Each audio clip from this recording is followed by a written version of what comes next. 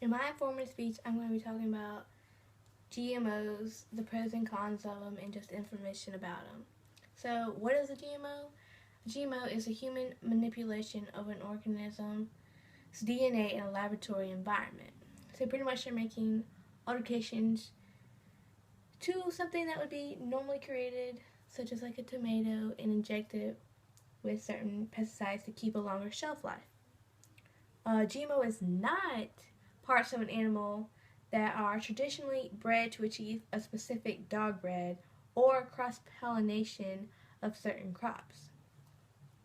The science of GMOs is a genetically modified may include the addition of DNA from species that would not have bred in nature.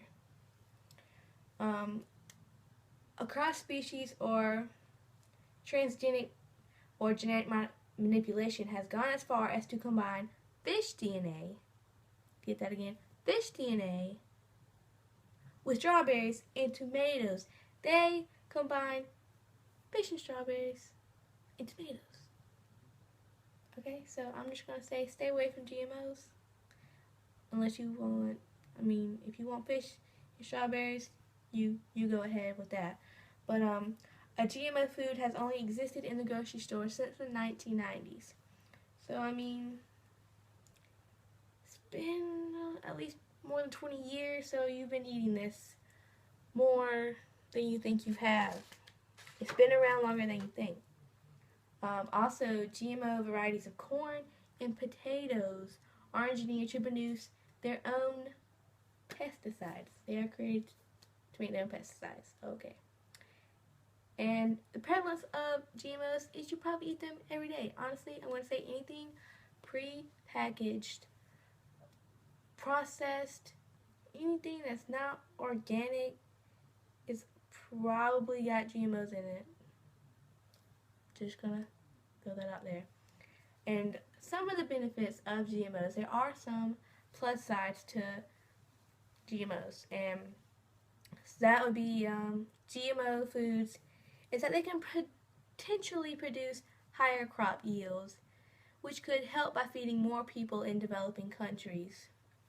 They are also cited as a more economical despite the higher initial cost of the seeds.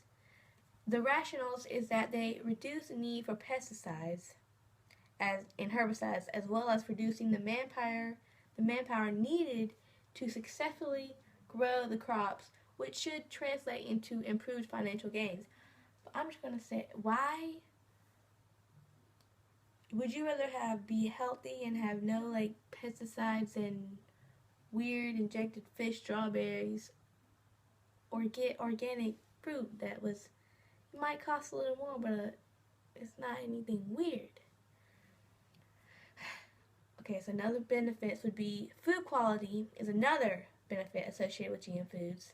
A tomato, for instance, can be engineered to stay fresher for longer, thereby extending its shelf life in the supermarket. So there they are, going again with engineering a tomato for it to stay longer, saving money. As for this country, it's all about saving money. Anyway, yet another benefit that is believed to occur from GM technology is that crops can be engineered to withstand weather fluctuations and extremes. This means they can provide sufficient yields and quality despite a severe, poor weather season.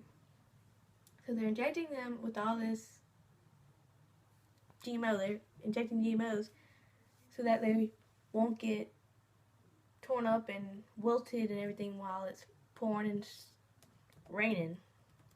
Some issues with GMO foods would the ability to trigger an allergy in humans. Some of the genes used in GM technology might be taken from a food that causes allergies in some people. Inserting that gene into another organism could cause the host organism to express that allergen as a trait. Alternatively, a new allergen could be produced with genes when genes are mixed across different species. So I'm going to wrap this up and say there are pros and cons to GMOs, such as a longer shelf life and saving money.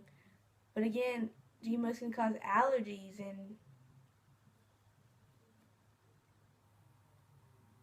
mixing strawberries and fish. I mean,